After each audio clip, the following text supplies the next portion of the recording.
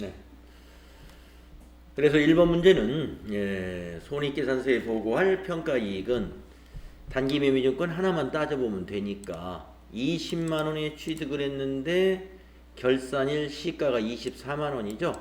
그러면 4만원이 손익계산서로 가는 단기매매증권 평가이익이 되겠습니다.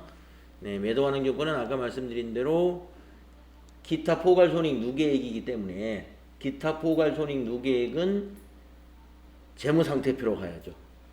자본이니까. 네. 다음 2번 문제 보겠습니다. 주식회사 한공은 2019년 10월 2일에 A회사 주식 100주를 주당 180원에 취득하면서 매도가능 증권으로 분류하였다. 2019년 말 동주식의 공정가치는 주당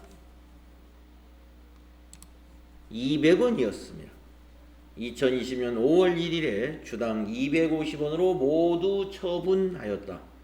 이 거래로 인하여 2020년 당기순이익에 미치는 영향으로 오른 것은, 자, 2020년에 어떤 일이 있었는가 볼까요? 2020년에 250원으로 처분을 했어요. 250원. 얼마에 샀었어요? 180원에 샀죠. 네, 180원에 100주를 샀습니다. 그런데 2020년 5월 1일에 모두 처분했어요. 그러면 한 주당 얼마의 이익을 남기고 처분했느냐? 180원짜리를 250원에 처분했으니까 얼마인가요? 70원? 예. 한 주당 70원의 이익을 남겼죠? 70원 곱하기 100주 하면은 7,000원인가요?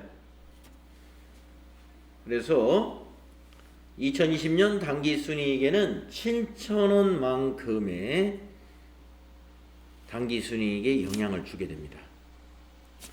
그러면 이제 이런 질문을 할 수가 있어요. 아, 선생님, 요거 2019년 말에 공정가치가 주당 200원으로 평가가 되었잖아요. 그러니까 200원짜리를 250원으로 팔았으니까 한 주당 50원씩 곱하기 100주 해가지고 5만원 아닌가요? 아니 5천원 아닌가요? 5천원.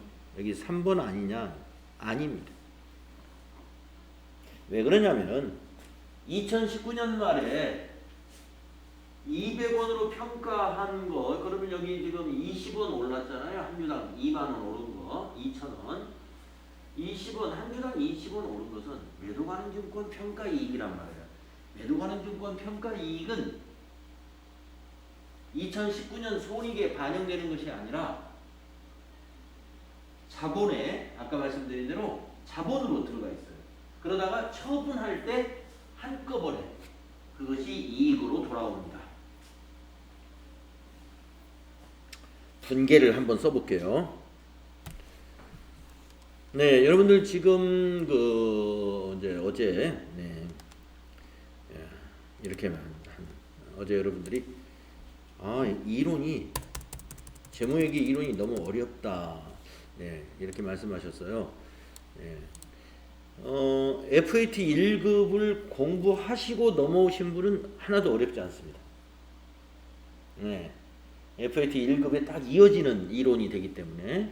근데 FAT 1급 이론을 안 하고 요 과정에 넘어오신 분은 어려운 거 이해를 해요. 현장에서 회계 업무나 세무 업무를 하더라도 어렵게 느껴지는 이유는 뭐냐면, 우리가 보통 우리 지금 여러분들이 근무하는 회사가 매도가능증권이라든가 이런 거를 투자 활동을 하는 그런 회사는 아니거든요.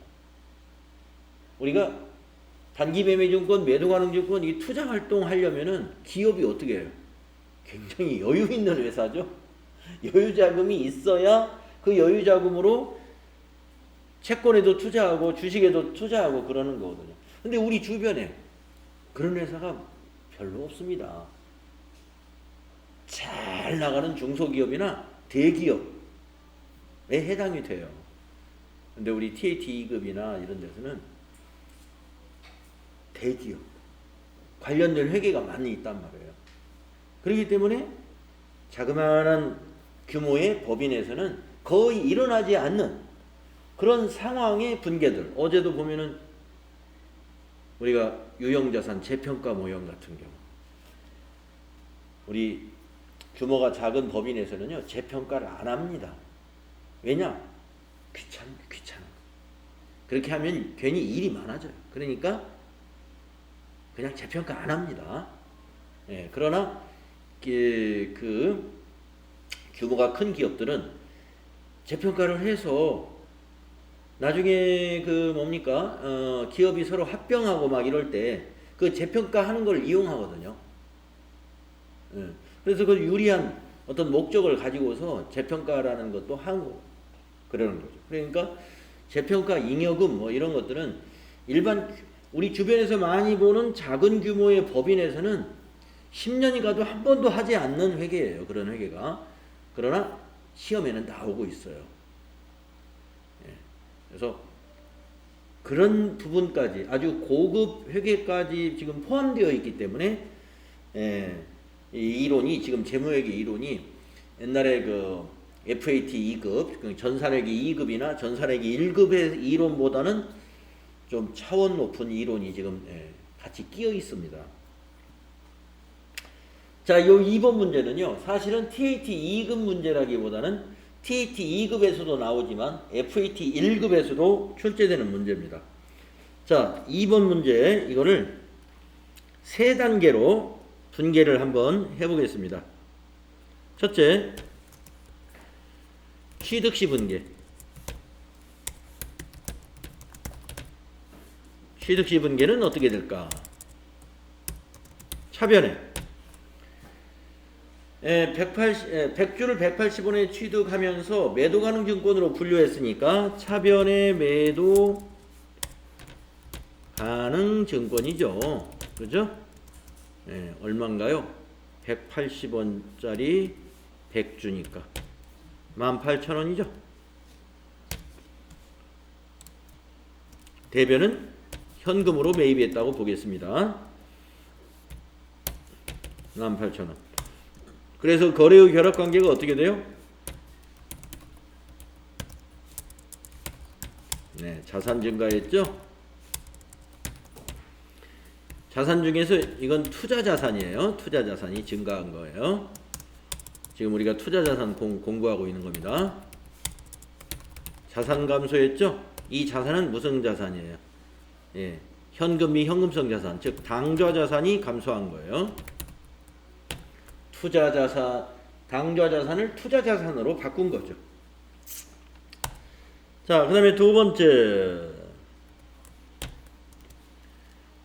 2019년 말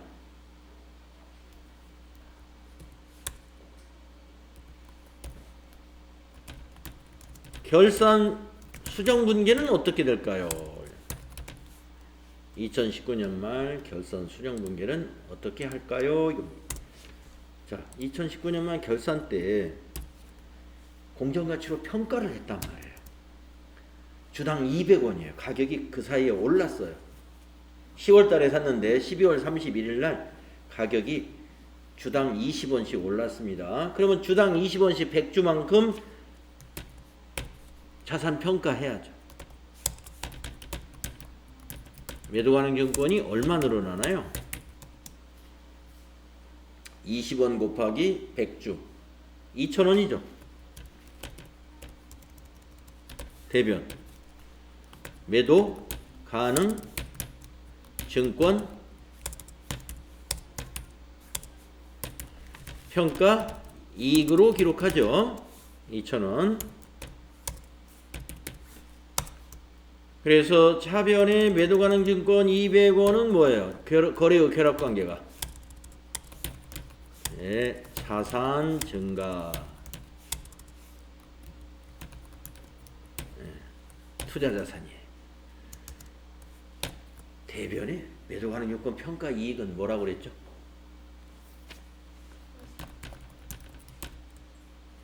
포괄손익. 기타 포괄. 이거는 수익이 아니에요. 기타 포괄 손익은 자본입니다. 자본. 자, 지금까지 2019년도에 수익 발생 없죠? 평가해도 수익 발생이 없어요. 평가해도.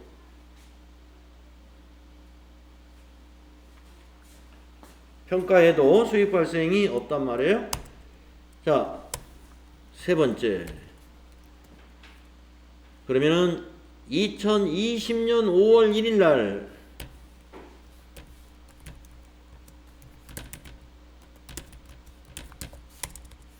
처분시 분계 한번 해볼까요? 처분시 분계. 현금으로 처분했다고 보겠습니다. 현금으로 받았어요. 자, 250원으로 모두 100주를 현금 받았습니다. 그러면 현금 250원씩 팔았어요. 100주를. 그러면 25,000원 현금 들어오죠? 차변의 현금 25,000원. 자, 대변에 매도 가능 증권. 자, 매도 가능 증권이 지금 장부 금액이 얼마로 되어 있을까요? 처음에 18,000원에 샀는데 2019년 결산 때 2,000원 증가시켰죠. 그러니까 지금 2만원짜리죠. 2만원짜리. 그래서 대변에 매도 가능 증권은 2만원. 자산이 감소합니다. 자, 현재 여기까지는 자산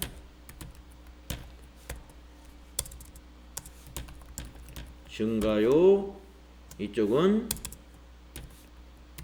자산 갖다 팔고, 이번에는 투자 자산 팔고 당좌 자산이 늘었어요. 자, 지금 5,000원 차이가 나죠. 근데 5,000원을 바로 분개하면 틀립니다. 왜 분개가 틀리느냐? 이 매도 가능 증권이 있잖아요. 매도 가능 증권. 매도 가능 증권 평가 이익. 이거를 그 평가 이익으로 자본으로 잡아놓은 자산이 오늘 팔아버렸잖아요. 팔아버렸으면 이것도 이제 자본이 아닙니다.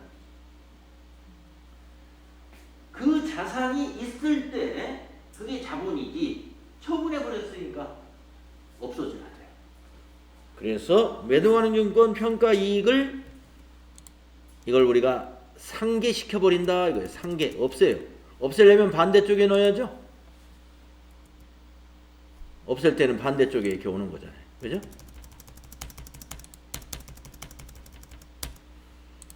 그래서 이거는 우리가 매도가능 증권 평가 이익을 차변에 그 해당되는 자산 없앴으니까 자본도 없어진다. 그래서 이것은 상계 처리한다. 처분시 상계 처리하는 겁니다. 즉 자본이 어떻게 됐어요? 감소됐죠. 자, 그리고 대변에 그러면 자, 이번에는 어떻게 된 거냐? 이걸 생각을 안 하면 2만원짜리를 25,000원 주고 파는 것인데, 자, 이 전기에 결산 때 매도가능 증권 평가 이익으로 자본으로 잡았던 것이 차변에 와버리니까 평가 이익이 2,000원 더 늘습니다.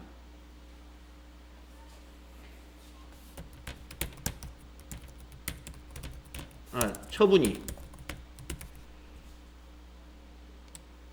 그래서 대변의 매도가능 증권 처분이익은 7,000원이 되는 것이다. 이런 얘기예요. 매도가능 증권 처분이익은 우리가 수익입니다.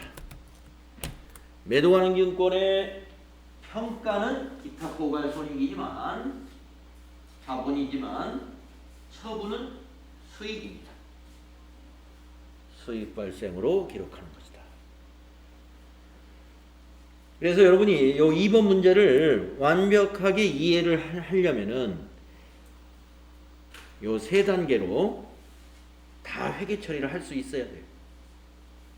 취득할 때 전표 입력 이렇게 해야 되고, 19년도 결산 때 이렇게 전표 입력해야 되고, 5월 1일 날 처분 시에는 전표 입력을 이렇게 해야 돼요. 그래서 여러분들이 있잖아요. 이 분계는 할지 몰라도 이 문제를 쉽게 맞추는 방법은 제가 아까 처음에 그렇게 설명을 했는데 취득한 금액과 처분한 금액을 직접 비교시켰죠. 매도가능증권은 처분이익이 얼마인가 따질 때는 중간에 평가한 거는 무시해버리면 돼요. 이거 보세요. 지금 보면 무시했죠. 왜냐면 중간에 평가한 거는 이익이 아니에요. 자본으로 유보시켰단 말이에요. 그렇기 때문에 그걸 무시하고 결국에 뭐 어떻게 보면 되냐. 18,000원에 사서 250원이니까 27,000원, 25,000원에 파는 거예요. 18,000원에 사서 25,000원에 팔았다. 그러면 이익이 얼마냐? 7,000원이다. 그렇게 계산하면 이 문제는 답을 찾는 거예요. 그런데 이걸 분계로 표현하려면 이렇게 해야 돼요. 전표 작성은 이렇게 해야 됩니다.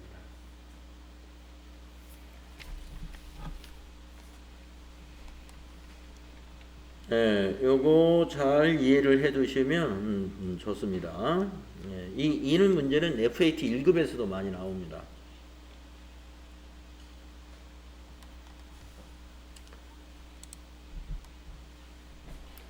그래서 이 부분은 여러분 교재 206쪽에 2번 문제의 해설이 된다. 206쪽에 2번 문제의 해설이다. 자, 다음은 3번 문제 풀어볼게요. 다음 중 투자자산으로 분류하는 것이 옳은 것은 1번 제조업을 영위하는 기업이 장기간의 투자이익을 얻을 목적으로 보유하고 있는 토지. 이게 투자자산이죠. 투자이익을 얻을 목적으로 보유하고 있는 토지는 개정과목이 뭘까요? 네, 투자부동산.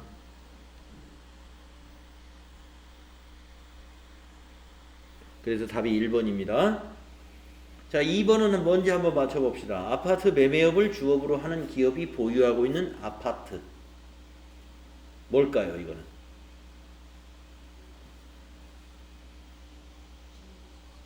재고자산. 그렇죠. 상품이에요, 상품. 재고자산. 제품이겠네요. 지었으니까 직접. 재고자산. 그 다음에 3번. 단기간 내에 매매 차익을 얻기 위한 목적으로 보유한 시장성이 있는 유가증권. 이건 뭘까요? 예, 단기 매매증권. 맞아요. 당좌자산에 해당이 되죠. 당좌자산. 단기 매매증권이니까. 그 다음에 4번. 건설업을 영위하는 기업이 보유하고 있는 건설면허권. 이건 뭐가 될까요?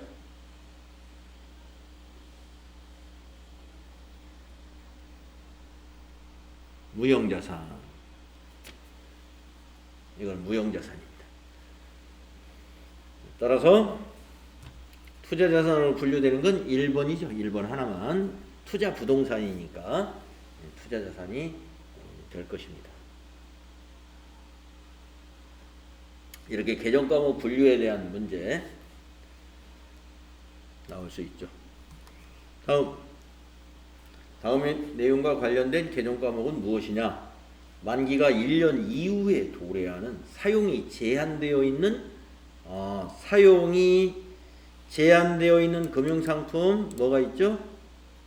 2번이죠. 개정과목이 특정 현금과 예금입니다. 사용이 제한되어 있는 금융상품의 개정과목이 뭐냐? 특정 현금과 예금이에요. 어제 공부했었죠? 자, 다음 페이지 유무형자산, 기타 비유동자산 문제 볼게요.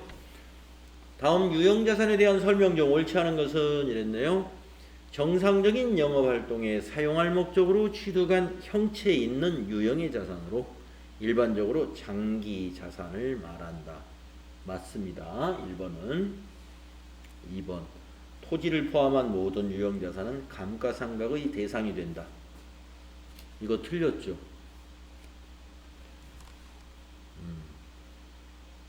여러분, 감가상각, 유형자산은 감가상각을 하긴 합니다만은 감가상각을 안 하는 것이 있죠. 안 하는 거. 바로 그게 토지 안 합니다. 토지. 토지는 감가상각을 안 해요. 또 하나 안 하는 개정 과목이 뭐가 있죠? 예, 건설 중인 자산. 토지와 건설 중인 자산은 유형자산이면서 감가상각을 하지 않습니다. 그래서 2번이 틀린 거예요. 자, 다음에 2번 문제 보겠습니다. 다음 거래를 주식회사 한공의 입장에서 옳게 분개한 것은 뭔가요? 주식회사 한공은 단기 매매 목적으로 소유하고 있던 A사 주식 100주를 주식회사 대안의 기계장치와 교환했다. 교환거래입니다. 이거 교환거래. A사 주식의 취득원가는 주당 300원이고 시장가치는 주당 340원이다. 이 시장가치가 공정가치예요. 이 기계장치에 대한 B회사의 장부금액은 31,000원이다. 자, 주식회사 한공의 입장에서, 그럼 주식회사 한공의 입장인 단기 매매증권을 거래처에다 주고 기계를 받은 겁니다. 그렇죠? 예. 그러면 주식회사 한공이 취득한 것은 기계장치예요. 차변에 기계장치가 와야죠. 예, 와야 되는데 어제도 이거 어제 제가 설명드렸죠. 이게 지금 단기 매매증권과 기계장치는 종류가 다르죠. 이종 간의 교환 거래에서는 제공한 자산의 공정가치를 취득한 자산의 취득원가로 봐야 된다. 이렇게 되어 있어요. 그러면 자, 제공한 자산이 주식입니다. 공정가치가 한 주당 340원이에요. 100주 해보세요. 얼마 나와요? 34,000원이 나오죠? 그래서 기계장치 34,000원. 4번이 답이에요. 3만원 아닙니다. 이거 31,000원도 아니고 이것도 아닙니다. 사변의 기계장치 34,000원. 대변의 단기 매매증권은 창구에 있는 거. 취득원가 그대로 3만원. 그러면 4,000원. 단기 매매증권 3만원짜리를 가지고 기계 34,000원짜리를 샀으니 이익이라는 거죠. 그걸 단기 매매증권 처분이익 4,000원으로 기록한다. 결국에 주식회사 한공은 이 주식을 주식으로 팔아도 4,000원에 단기 매매증권 처분이익이 나는 거예요. 근데 주식으로 시장에 판 게 아니라 기계를 사온 거예요. 그걸 시장에 팔면 34,000원 가는 주식인데 그걸 거래처에다 주고 기계를 받는 겁니다. 그러니까 기계의 취득금액이 34,000원이 돼요. 대변의 단기 매매증권 자산감수는 취득원가로 기록해서 감수시키고 4,000원을 처분이익으로 인식하는 이 분계. 교환거래에서 이런 문제 잘 나옵니다. 다음은 3번. 유형자산에 대한 설명 중 옳지 않은 것은 자본적 지출과 수익적 지출을 명확히 구분 표시해야 하는 이유는 어떤 특정한 지출을 자본적 지출로 처리하느냐 아니면 수익적 지출로 처리하느냐에 따라 기업의 재무상태와 경영성과가 크게 달라지는 경우가 많기 때문이야. 맞죠? 네, 우리가 자본적 지출로 처리를 하게 되면은 이익이 많이 나겠죠. 비용을 자산 처리했기 때문에. 그래서 재무 상태가 많이 달라집니다. 다음에 2번. 새로운 생산 공정의 채택이나 기계 부품의 성능 개선을 통하여 생산 능력이 증대되고 내용 연수가 연장이 되고 상당한 원가 절감이나 품질 향상을 가져오는 경우에는 관련된 지출이 미래 경제적 효익을 증가시키므로 자본적 지출로 처리한다. 맞아요. 이럴 때는 자산 처리해야 됩니다. 그 지출한 거를. 다음에 3번. 유형자산 취득 후 지출의 효과가 단기간에 종료되는 것이라면 당해 지출을 전액 단기 비용 항목인 수선 유지비 계정으로 처리하는 것이 타당하다. 맞아요. 네, 수선비로 처리하는 게 맞습니다. 4번. 감가상각은 유형자산의 가치 감소분을 기록하기 위한 회계 처리이다. 4번이 틀렸습니다.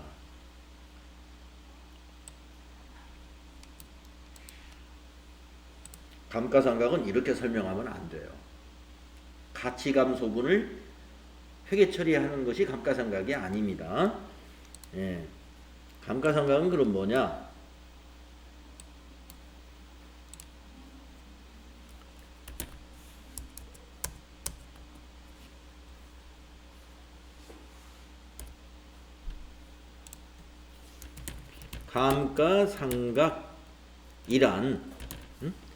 감가상각이란 뭐냐 이거?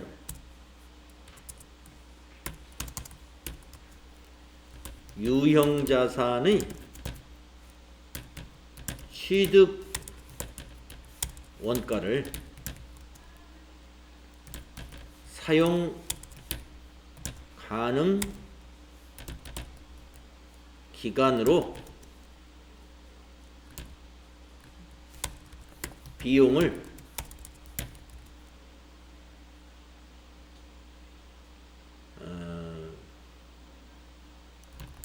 나누어 처리하는 회계 처리입니다. 아시겠죠? 감가상각이란 뭐냐? 유형자산의 취득원가를 사용 가능 기간으로 비용을 이렇게 분산시키는 거예요. 나누어서 처리한다. 비용을 나누어서 처리한다. 그래서 만약에 승용차다. 5년, 승용차의 내역연수를 5년 본다 그러면 승용차 2천만 원짜리를 샀으면 그 2천만 원 취득 원가를 5로 나누어서 1년에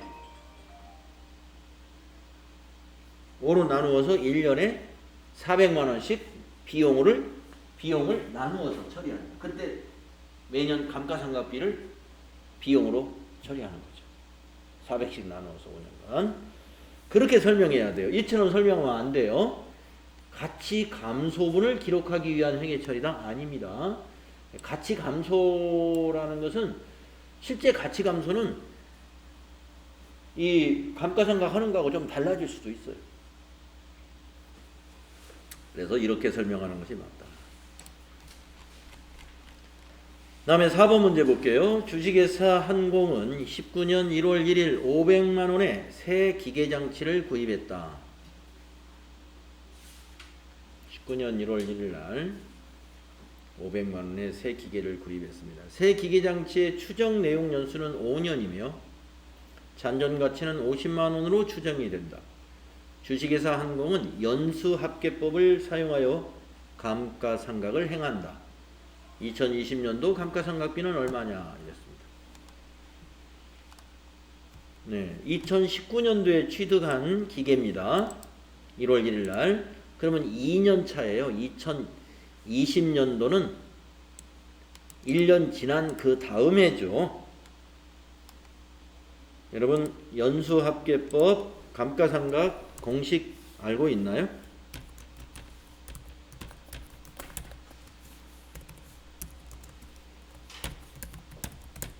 취득원가에서 잔존가치를 빼가지고 곱하기 내용 연수의 역순 나누기 내용 연수의 합계 이렇게 하는 거예요.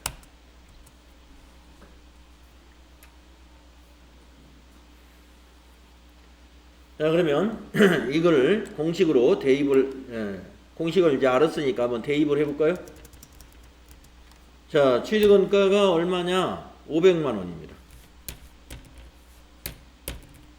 빼기 잔존가치 얼마냐? 50만 원. 그러면 450이죠. 곱하기 내용연수의 역순. 자, 이 기계의 내용연수는 5년입니다. 그러면 5년이면 첫 해는 5예요. 첫 해가 5가 되는데 지금은 우리는 2019년이 첫 해죠. 지금은 2020년의 감가상각비예요. 그러니까 2020년 말은 1년이 지났으니까 4가 됩니다. 5, 4, 3, 2, 1 이렇게 역순 나누기 내용연수의 합계. 그러니까 내용연수가 모두 5년이죠. 이 5년의 합계라는 게 무슨 말이냐면 1 더하기 2 더하기 3 더하기 4 더하기 5 이거예요. 내용연수를 이렇게 더하라는 거예요. 그러면 이거 다 더하면요 15입니다. 15. 그래서 15분의 4가 되는 거예요. 15분의 4. 450만 원에 15분의 4를 구하면 돼요. 자, 그러면 계산기를 가지고 한번 계산해 보세요. 얼마 나오는지.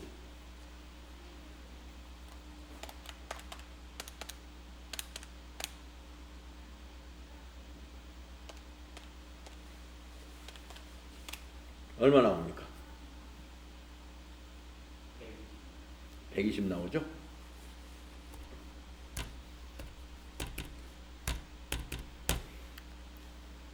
네. 연수합계법 감가상각 계산 이렇게 하는 겁니다. 120만 원.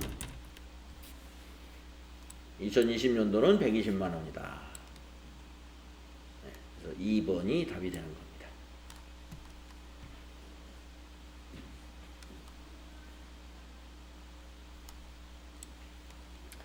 이것도 연수합계법으로 기계장치를 감가상각하는 회사가 있느냐 이겁니다. 거의 없어요.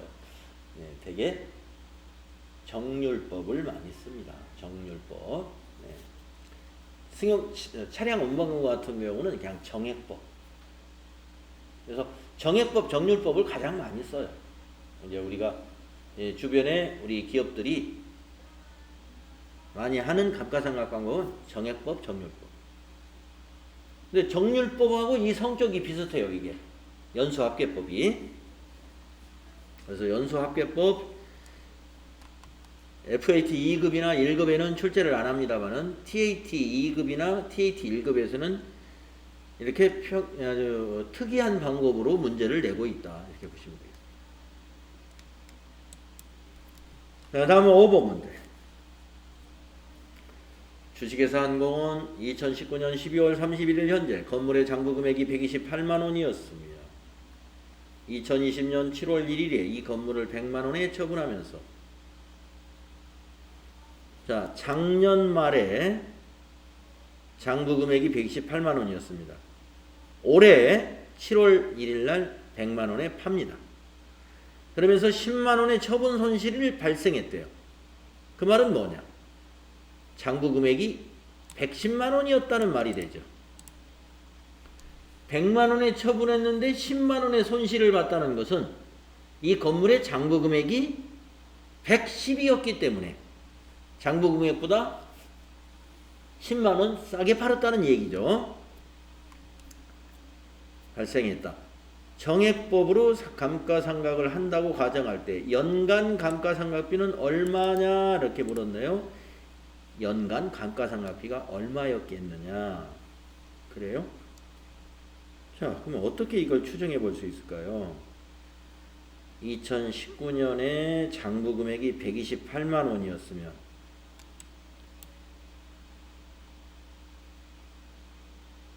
장부 금액이 110만 원, 18만 원이 장부 금액이 줄었죠. 그러면 이 18만 원은 뭐예요? 128만 원이 18만 원 줄어서 110만 원이기 때문에 처분 손실이 110만 원이 난 건데 이 18만 원은 요 7개월 응? 월할 상각 7개월이 아니라 6개월이에요. 6개월. 7월 1일 날 건물을 처분했으니까 7월 1일 날. 그러면 1월 1일부터 6월 30일까지 이 6개월치의 감가상각비가 18만 원이다. 이런 말이 되는 거예요. 그러면 연간 감가상각비는 6개월치가 18만 원이니까 36만 원이 돼야 되겠죠? 이렇게 맞출 수가 있는 겁니다.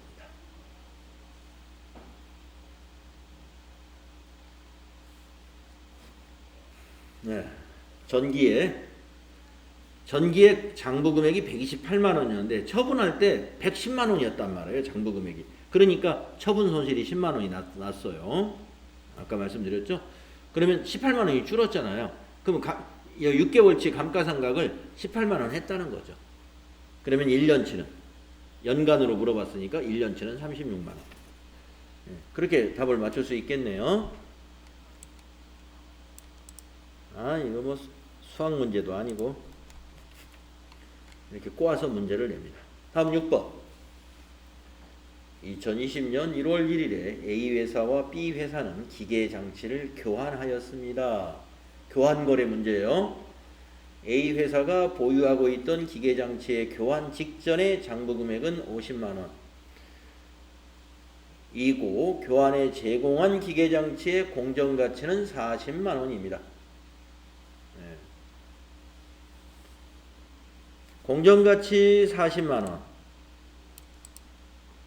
장부금액 50만원짜리 기계를 주고 기계장치의 교환 시 A회사의 분계로 맞는 것은 기계장치의 교환은 이종자산의 교환에 해당한다고 가정을 하라. 기계가 다르대요, 서로. 그러면 제공한 자산의 공정가치를 새 기계의 취득원가로 봐야 돼요. 자, A회사와 B회사가 교환을 했습니다. 그러면 A회사 분계요. A회사 분계. 제공한 회사예요. A회사가 보유하고 있던 기계장치의 공정가치를 알아야 돼. 40만 원이에요. 그러면 취득한 기계가 40만 원이어야 돼. 취득한 기계가. 자, 취득한 기계 40만 원 여기 맞았고 이건 틀렸고 이거 틀렸고 이거 맞았고. 자, 그럼 이 둘 중에서 어느 게 맞았을까요? 자, 대변의 기계장치 구형은 취득금액을 분계해야죠. 1번이 맞아요. 1번. 기계장치 우리가 제공한 것에 취득원가 털어내야 되고 감가상각 누계액도 차변에 와서 없어져야 되잖아요. 처분시 분계 이렇게 해야죠. 이렇게 간단히 할 수가 없는 거죠. 이렇게.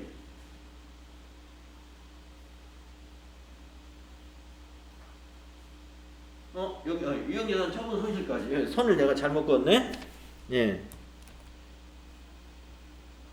이렇게 되는 거. 그래서 결국에 50만원짜리 장부금액인 기계를 40만원짜리로 바꿨기 때문에 이 기계를 10만원 처분 손실을 본 거예요. 장부금액이 50만원인데 우리가 받은 건 40만원짜리 받았잖아요. 그러면 기계 유형자산 처분 손실 10만원 발생합니다.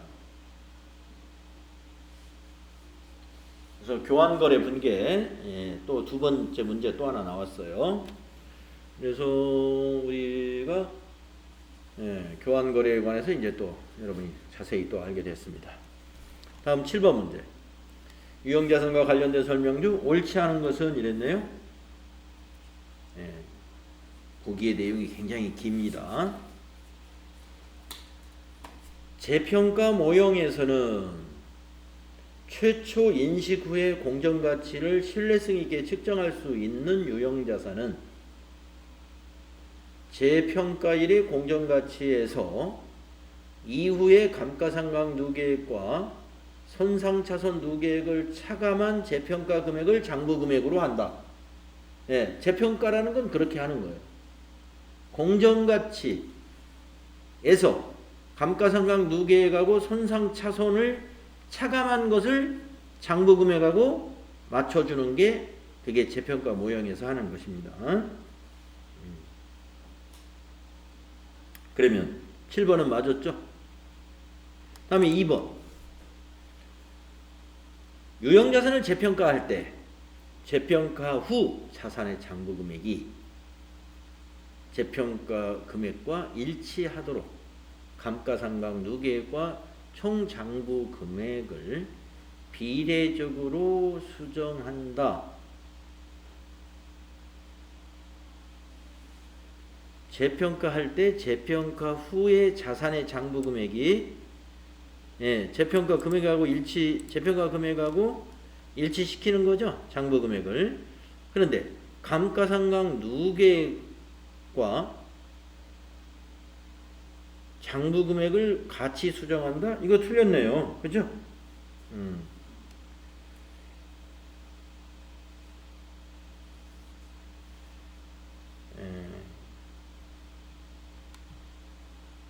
재평가할 때 여기 감가상각 누계액을 장부금액에서 기존의 감가상각 누계액을 제거하는 방식으로 해요. 제거하는 방식으로. 그래서 재평가 금액과 감가상각 누계액하고 총 장부금액을 비례적으로 수정하는 게 아니라 장부금액 이 감가상각 누계액을 수정하는 거예요. 감가상각 누계액을. 2번 틀렸습니다. 2번 틀렸고요. 나머지 3, 4번 한번 읽어볼게요. 자산의 장부금액이 재평가로 인하여 감소된 경우 그 감소액은 당기 손익으로 인식한다고 그러죠. 재평가 손실. 그러나 그 자산에 대한 재평가 잉여금의 잔액이 있다면 그 금액을 한도로 재평가 감소액을 기타 포괄 손익으로 인식한다. 그렇습니다. 그래서 그냥 처음에 평가할 때 감소를 했다면 당기 손익으로 재평가 손실로 인식을 하는데 그 자산이 과거에 재평가 잉여금으로 올랐을 때 재평가 잉여금이 있었다면 그 금액을 한도로는 재평가 감소액을 기타 포괄 손익에 차감시켜야 돼요. 그래서 기타 포괄 손익으로 인식합니다. 다음에 4번. 자산의 장부금액이 재평가로 인하여 증가된 경우에는 그 증가액은 기타 포괄 손익으로 인식하고, 맞죠? 재평가 잉여금은 기타 포괄 손익이라고 그랬죠? 재평가 잉여금의 과목으로 자본에 가산한다. 자본이라고 그랬습니다. 기타 포괄 손익은. 그러나 동일한 자산에 대하여 이전에 당기 손익으로 인식한 재평가 감소액이 있다면 그 금액을 한도로 재평가 증가액만큼 당기 손익으로 인식할 수 있어요. 그래서 3, 4번이 지금 같은 말입니다.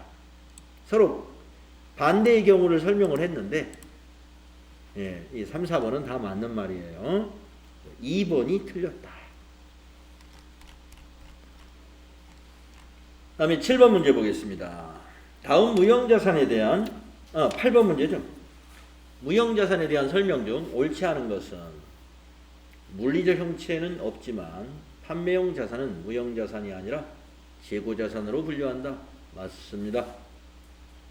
2번 교육훈련비 마케팅 비용은 미래 경제적 효익이 기대되므로 무형자산으로 인식한다.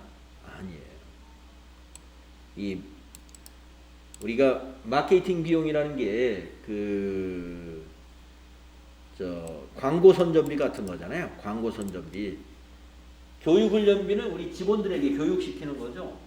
우리가 무형자산으로 이걸 인식하려면 통제할 수가 있어야 돼요. 통제라는 건 뭐냐?